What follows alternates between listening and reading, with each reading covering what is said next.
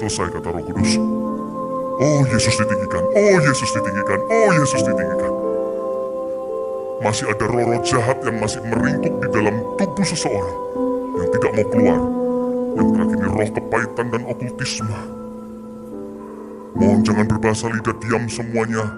Dengan teriakan keras saya perintahkan in one scream, not more than that, not longer, you come out. Roh kepahitan, roh bunuh diri, ya Tuhan, ngerti Tuhan. Roh okultisme, yes Lord, yes Lord. Roh tiga roh ini, roh okultisme, roh bunuh diri, depresi maksudnya roh kepahitan. Shh. Come out!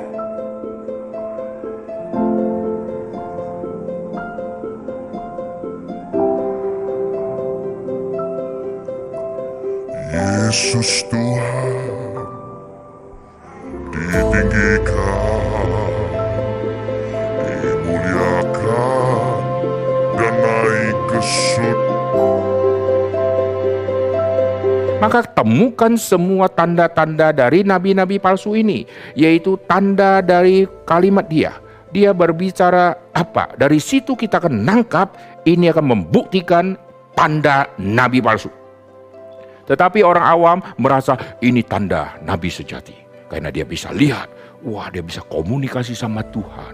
Ditambah lagi, dia yang mengatur kapan orang dipenuhi Roh Kudus. Semua pegang tangan, semua pegang tangan, semua pegang. Nanti Roh Kudus akan mengalir dari sini, lalu lewat tangan-tangan kita. Wih, kok tahu dia? Emangnya ini paralon gitu. Lalu nyambung. Lalu kalau misalnya pas lagi ngalir ada orang gatel, terputus ke kepala nanti. Lucu ya saudara.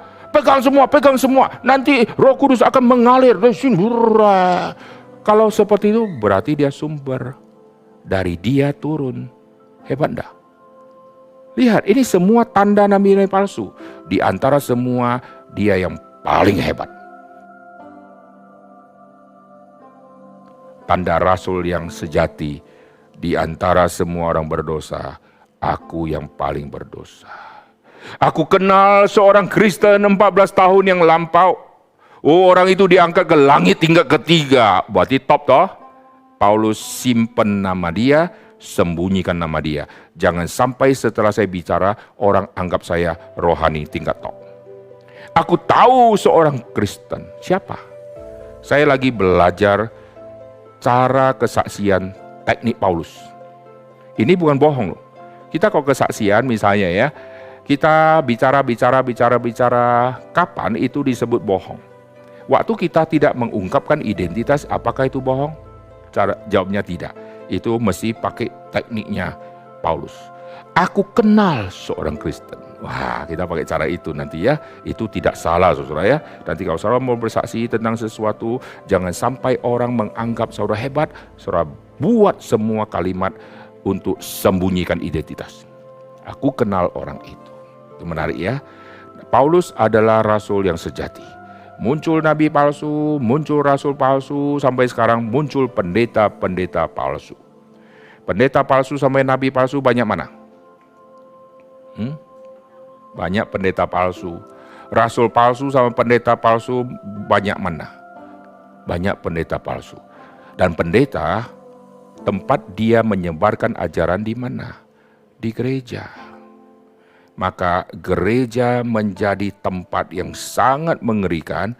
Bangun gereja, sewa gereja, bayar sampai beratus juta untuk sewa selama 1 tahun, kadang-kadang berapa miliar, renov. Untuk apa? Untuk si pendeta punya wadah untuk menyesatkan. Maka jikalau pengurus-pengurus gereja, orang-orang Kristen yang sudah diselamatkan tidak mau belajar firman, mungkin dia jadi majelis di situ. Betapa sayangnya hidupnya sudah diselamatkan, tapi disesatkan oleh pendeta seperti itu karena dia tidak mau belajar.